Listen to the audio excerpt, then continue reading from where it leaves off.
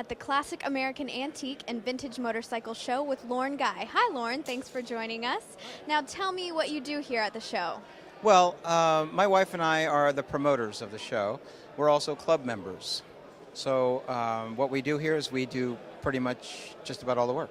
What about the show do you think draws people to come in here? The show is about American motorcycling and the history of American motorcycling. What we wanted to display today was motorcycles from 1900 to 1974. And we also wanted to display American racing motorcycles from 1900 to current.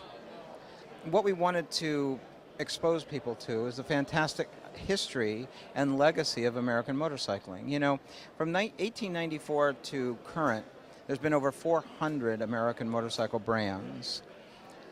Even today, there are over 25 American motorcycle manufacturers.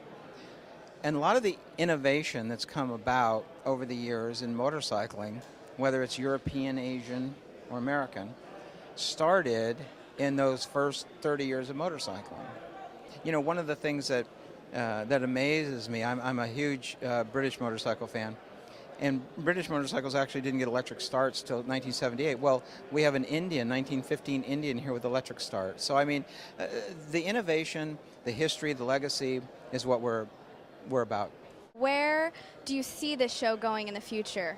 Well, we're hoping to grow it, of course. You know, one of the things you need to understand is that these shows on this weekend are done by clubs. They're done by local clubs. And this is one way for all of the local motorcycling community to get together on one day, camaraderie, a lot of fun, a lot of education. You have British bikes, American bikes, Asian bikes, European bikes. You have racing on road. You have also you have dirt riding. So it's pretty much all facets of motorcycling, and we're all getting together. We're all hobbyists. We all love motorcycling, and we're all here together on one day to celebrate that. Now, I know I've seen a number of exhibitors here that don't necessarily seem bike related. Can you tell me what they're doing here? Well, certainly. Shows are supported by vendors, and one of the things we try to do is include not only vendors that are motorcycle related, but also vendors who, one, support the sport, and two, at all of the shows that I've been involved with, I try to involve charities. You know, my wife and I do this for three reasons. The first reason being is fun, of course. The second is education. We need to educate our younger riders. We need to educate our current riders to the different disciplines, the histories, also to help the greater good. How can you gather this many people in one place and not try to help some cause? I mean, doesn't it make sense? Like we have Peter Starr with his prostate cancer. Well, that's a huge issue with older men, and this sport is dominated by older men. We have History San Jose.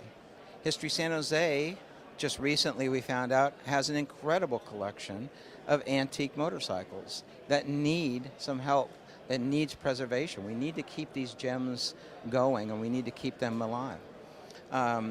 We have Mert Lawwell Concepts, who helps amputees, congenital, limb missing, people with limbs missing, to not only continue riding, but also learn to ride, not only bicycles, but motorcycles.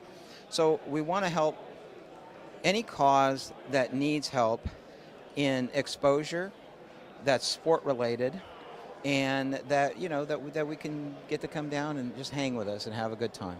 Well, certainly many worthy causes to support. There certainly is something for everyone. Now, where can people find out more?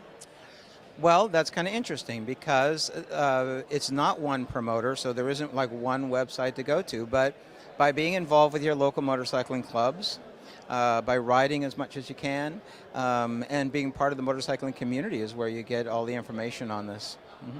Great. Well, thank you so much.